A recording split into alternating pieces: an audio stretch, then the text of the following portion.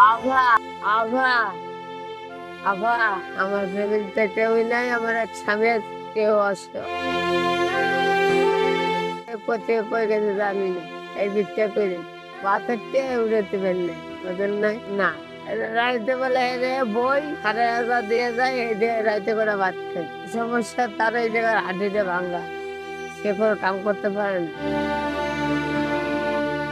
আর আমরা দলে দলে খাই। কষ্ট বলতে কি, আমার নাই মা নাই বাপ।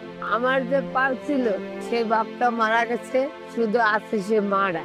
না যে আল্লাহ ৩০ দিন আমাকে খাওয়া, এই যে পোস্টেন যে করে ভাত খাইছি, আর এই যে বলতেছে খাওয়া, ১ সাড়ে ১টা রুটি দিয়ে তাই খেয়েছি।